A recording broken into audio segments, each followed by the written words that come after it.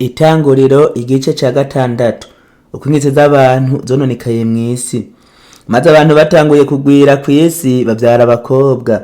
Abana b'Imana bitegereje abakobwa b'abantu babona ari beza, barongora muri bo abo bitoranirije bose. Uhoraho aravuga ati, mpwemu wanje ntazokwama nyinyurana n'umuntu ibihe vyose, kuko ari uw'inyama gusa. Nuko rero imisi yiwe izoba imyaka 120. Muri ico gihe hari ibigatanya mw'isi no mu gihe co hanyuma. Abana b'Imana bamaze kurongora abakobwa b'abantu bakavyana nabo abana, nibo babahizi ba kera babaye barurangiranwa. Nuko Uhoraho abona ibibi vy'abantu ingene ari vyinshi mw'isi, kandi ko ivyiyumviro vy'imitima yabo vyamugoreye gukora ibibi gusa na ntaryo. Uhoraho yicuza ico yaremeye abantu mw'isi, bimutera intuntu mu mutima. Uhoraho aravuga ati, abantu naremye nzobamara mw'isi uhereye ku muntu n'igikoko n'icikwega n'ikiguruka mu kirere, kuko nicujije ico nabiremeye. Ariko Nowa we Uhoraho aramushima. Uru nirwo ruvyaro rwa Nowa. Nowa yari umugororotsi, ntiyagira agasembwa mu gihe c'urunganwe rwiwe. Kandi Nowa yagendana n'Imana, yavyaye abahungu 3, Shemu na Hamu na Yafeti. Kandi isi yari yononekaye imbere y'Imana yuzuye umuryano. Imana yitegereza isi ibona ko yononekaye, kuko abari n'umubiri bose bo mw'isi bari bononye ingeso zabo. Imana ibwira Nowa kubaza ubwato. Imana ibarira Nowa iti, ndamaramaje guherengeteza abari n'umubiri bose, kuko isi yuzuye umuryano ku bwabo. Nuko nzobarandurana n'isi. Wibazire ubwato mu biti vyitwa goferu, ubucemwo utwumba, ubuhome ishishi imbere n'inyuma, uzububaze utya. Uburebure bw'umurambararo bw'ubwo bwato buze bube amatambwe 300 y'ukuboko uciriye mu nkokora. Amakika nayo azabe amatambwe 50, uburebure bw'igihagararo buze bube amatambwe 30. Kandi ubwo bwato uzubuce amadirisha aze asigaze itambwe rimwe kuva ku musozo ahahera hejuru. Umuryango w'ubwo bwato nawo uzushire mu rubavu rwabwo, kandi uzugerekeranye utwo twumba 3, utwo hasi n'utwo hagati n'utwo hejuru. Maze nanje nzozana umwuzure w'amazi mw'isi, ngo mperengeteze musi y'ijuru ibifise umubiri byose, ibiri n'ubugingo bihumeka, ibiri mw'isi byose bizopfa. Ariko nzoshinga isezerano, nzogusezeranira, uzokwinjirana muri ubwo bwato. Uzokwinjirana muri ubwo bwato n'abana bawe n'umugore n'abakazana bawe. Kandi mu bwoko bwose bw'ibiri n'ubugingo bifise umubiri, uze winjize muri ubwo bwato 2, kugira ngo birokokane nawe. Ibyo bibe ikigabo n'ikigore, mu biguruka nk'uko amoko yabyo ari, no mu bitungano nk'uko amoko yabyo ari, no mu vyikwega hasi byose nk'uko amoko yabyo ari. 2 by'amoko yose bizoza aho uri ngo birokoke. Kandi uze wijanire mu biribwa byose, ubiziganye, kuko bizoba ibyo kubatunga mwe n'ibyo muri kumwe. Nuko Nowa abigenza atyo, uko Imana yamubariye kose niko yakoze. Itanguriro igice c'indwi. Ingene isi yarengewe n'amazi. Maze Uhoraho abwira Nowa ati, nimwinjire mu bwato mwe n'abo mu nzu yawe bose, kuko mu runganwe rw'ubu ari wewe wenyene nabonye ugororotse imbere yanje. Mu bitungano byose bitazira no mu bikoko byose bitazira, utwaremwo ibigabo 7 n'ibigore 7 byabyo. Mu bikoko bizira naho utwaremwo bibiri bibiri, ikigabo n'ikigore caco, no mu biguruka mu kirere utwaremwo ibigabo ndwindwi n'ibigore ndwindwi, kugira ngo uruvyaro rwavyo ruze rurokoke rubone gusubira kubaho mw'isi yose. Kuko iminsi ndwi ishize nzorekurira imvura kw'isi imare iminsi 40 igwa umurango nijoro. Ibifise ubugingo byose naremye ndabimare mw'isi. Nuko Nowa abigenza nk'uko Uhoraho yabimugeze byose. Igihe umwuzure w'amazi waza kw'isi, Nowa yari amaze imyaka 600. Nowa aca yinjirana muri ubwo bwato n'abana biwe n'umugore wiwe n'abakazana biwe, ngo ahunge ayo mazi y'umwuzure. Mu bitungano bitazira no mu bikoko bitazira no mu bizira navyo no mu biguruka no mu vyikwega hasi byose bibiri bibiri byinjirana na Nowa muri ubwo bwato, ikigabo n'ikigore nk'uko Imana yamugeze. Maze iyo minsi ndwi ishize, amazi y'umwuzure asendanisha kw'isi. Mu mwaka ugira 600 Nowa abayeho, mu kwezi kwa kabiri ku munsi wako w'17, amasoko yose y'ikuzimu arapumuka, ingomero zo mw'ijuru zose ziragomorogwa. Imvura imara iminsi 40 igwa kw'isi umurango nijoro. Kuri uwo munsi nyene Nowa yinjira muri ubwo bwato, bo na Shemu na Hamu na Yafeti, abana biwe n'umugore wiwe n'abakazana biwe uko ari 3, binjirana n'ibikoko byose nk'uko amoko yabyo ari, n'ibitungano nk'uko amoko yabyo ari n'ivyikwega hasi byose nk'uko amoko yabyo ari, n'ibiguruka mu kirere byose nk'uko amoko yabyo ari. Ibifise ivyubi by'uburyo bwose byinjirana na Nowa mu bwato bibiri bibiri, mu bifise umubiri byose biri n'ubugingo bihumeka. Ivyinjiye byari ikigabo n'ikigore byo mu bifise umubiri byose nk'uko Imana yamugeze. Maze Uhoraho amwugaranira imbere. Umwuzure umara kw'isi iminsi 40, amazi aragara, aterura bwa bwato buva kw'isi urareremba. Amazi ariganza, yiyongeranya cyane kugara kw'isi. Maze ubwo bwato buzengerera hejuru ku mazi, amazi arushiriza cyane kwiganza kw'isi. Imisozi miremire yose ya musi y'ijuru iyo riva rikagera irarengerwa. Amazi ariganza asumba imisozi, ayirenga amatambwe 15 y'ukuboko uciriye mu nkokora. Ibifise umubiri byose bigenda kw'isi birapfa, uhereye ku biguruka no ku bitungano no mu bikoko no mu vyikwega hasi byose no ku bantu bose. Ibihumeka impwemu z'ubugingo mu mazuru byose byaba imusozi birapfa. Ibifise ubugingo byose biri kw'isi biraherengetezwa, uhereye ku bantu no ku bitungano no ku vyikwega hasi no ku biguruka mu kirere biherengetezwa kw'isi. Nowa aba ari we wenyene asigara wenyene, bo n'ivyari kumwe nawe muri bwa bwato. Amazi amara iminsi 140 yiganziye kw'isi. Itanguriro igice 8. Ingene umwuzure wakamye. Imana yibuka Nowa bifise ubugingo byose n'ibitungano byose byari kumwe nawe mu bwato. Imana ihuhisha umuyaga kw'isi, amazi atangura kugabanuka. Amasoko y'ikuzimu arazibigwa, n'ingomero zo mw'ijuru ziragomerwa. Imvura iva mw'ijuru irabogozwa. Amazi agenda ahoka kw'isi budasiba. Ya minsi 150 ishize, amazi atangura kugeruka. Mu kwezi kw'indwi ku munsi wako w'17 bwa bwato buhagarara ku misozi yo muri Ararati. Amazi agenda arageruka budasiba gushitsa mu kwezi kw'icumi. Mu kwezi kw'icumi ku munsi wako wa mbere, udutwe tw'imisozi turaboneka.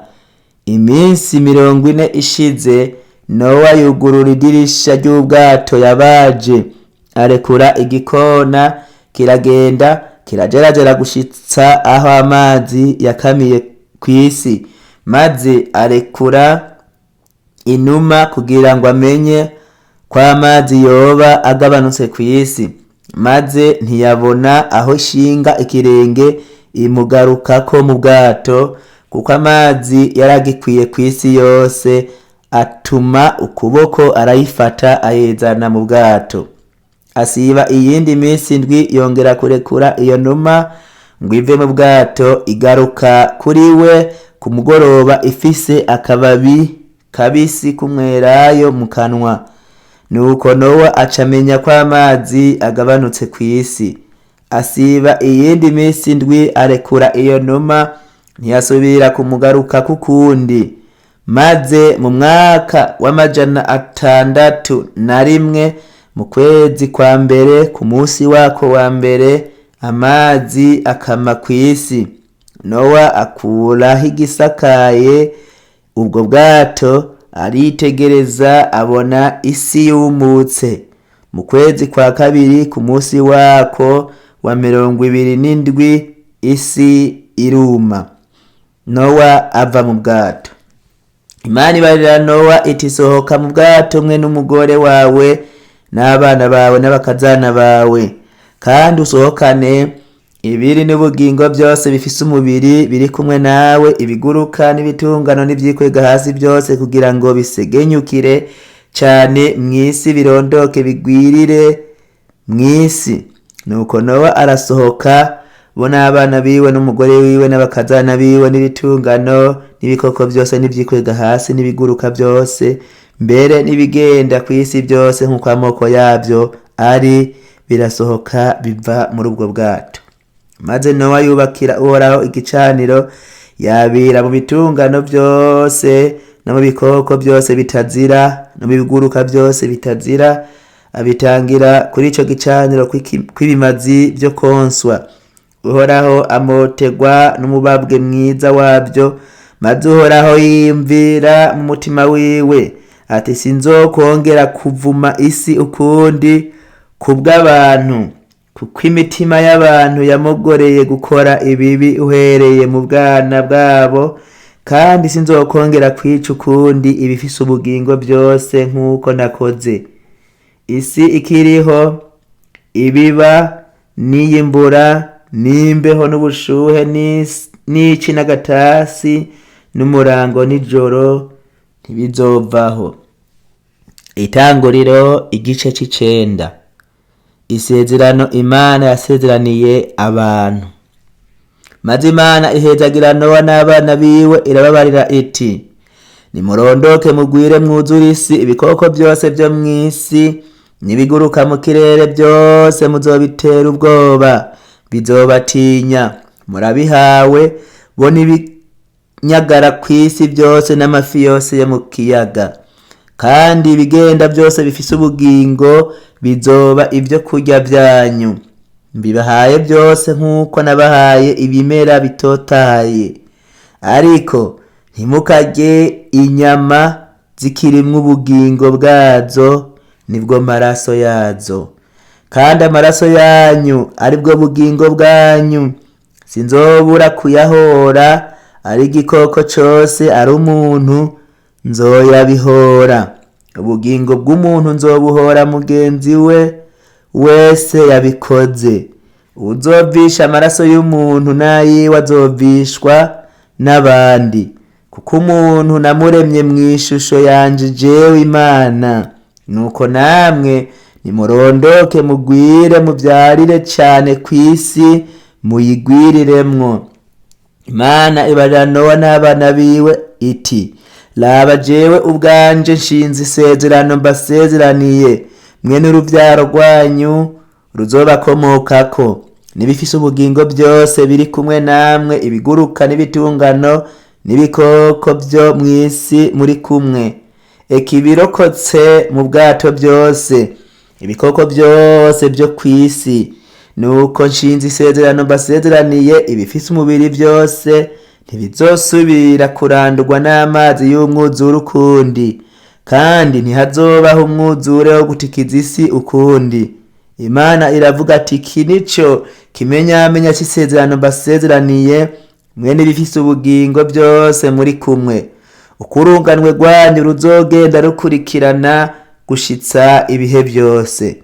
Nshize umuheto wanje ku gicu, niwo munywa amazi, uzoba kimenyamenya c'isezerano nsezeraniye isi, nuko nzozana igicu hejuru y'isi, uwo muheto w'umunywa amazi uzobonekera kuri co.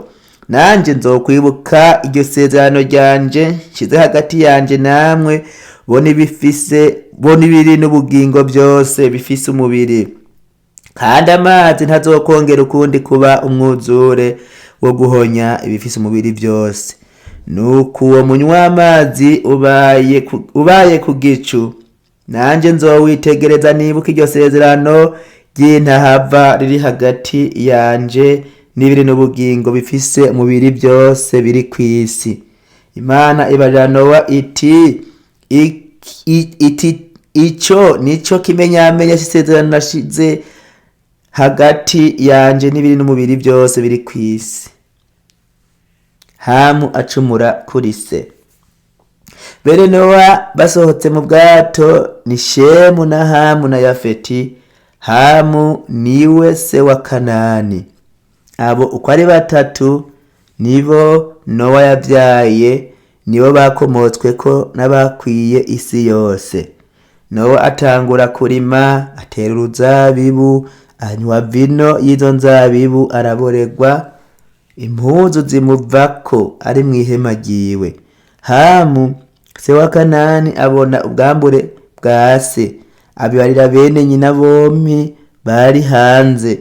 Shemu na Yafeti babira umwambaro bawukika ku bitugu byabo bompi, bagenza imigongo bapfuka ubwambure bwa se, kandi amaso yabo kuko yararoye irya ntibabona ubwambure bwa se. Nowa vino imuvuyeko amenya ibyo umuhungu wiwe muto yamukoreye, aravuga ati Kanani abaye ikivume, azoba umuja w'abaja kuri bene nyina, kandi atuhoraho aragahezagirwa. Niyo Mana ya Shemu, Kanani we nabe umuja wiwe. Imana yagurire Yafeti abe mu mahema ya Shemu, Kanani we nabe umuja wiwe. Wa mwuzure uhise, Nowa amara imyaka 350.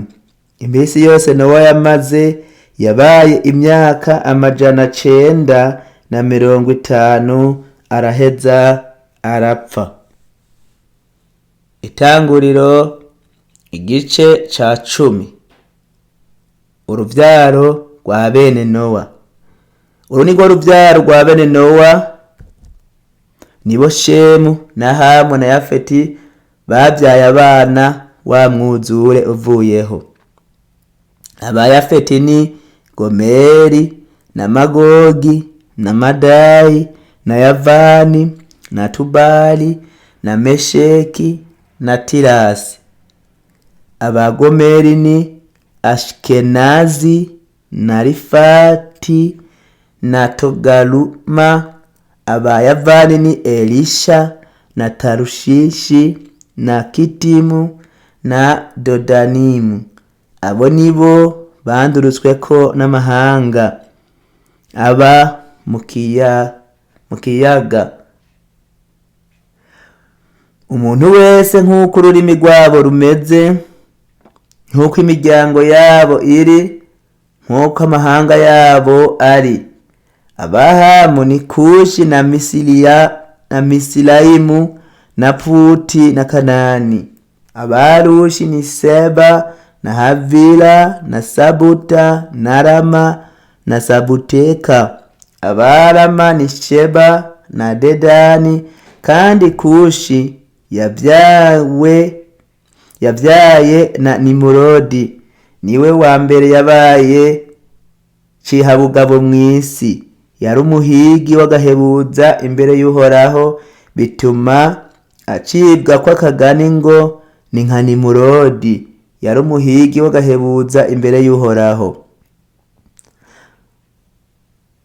Ubwami bwiwe bwa mbere bwagarukira i Babeli no muri Eleki no muri Akadi n'i Karumne mu gihugu c'Ishinari.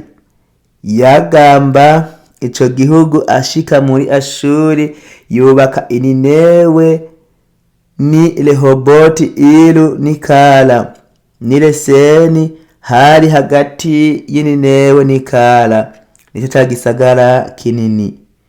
Misirayimu yakomotsweko n'Abarudi n'Abanami n'Abarehabi n'Abanafutuhi n'Abapatirusi n'Abakarisiluhi, nibo bakomotsweko n'Abafilisitiya, kandi yakomotsweko n'Abakafutori.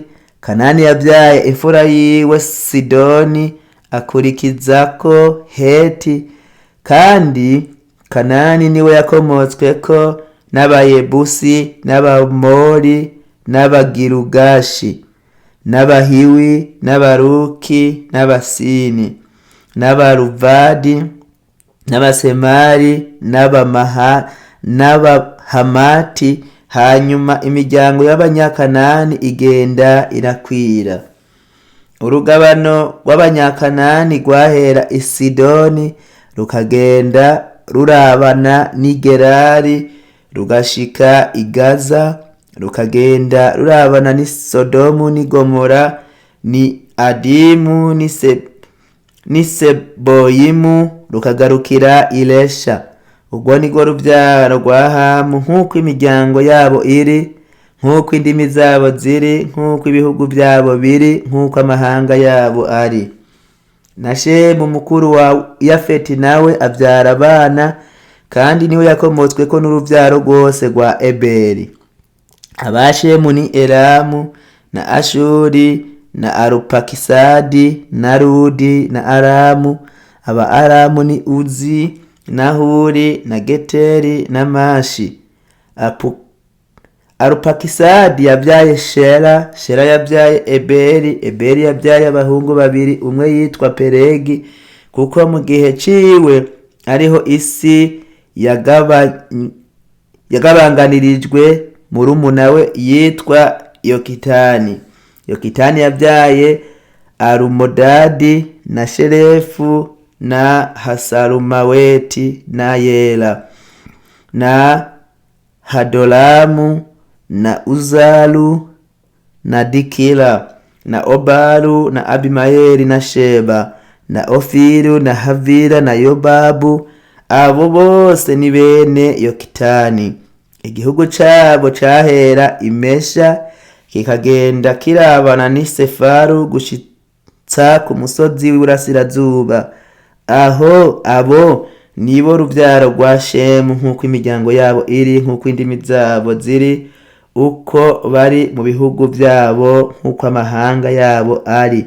Iyo niyo miryango ya bene Nowa, nk'uko yagiye ibyarirana uko amahanga yabo ari, kandi amahanga yabakomotseko niyo yakwiye isi yose wa mwuzure uvuyeho.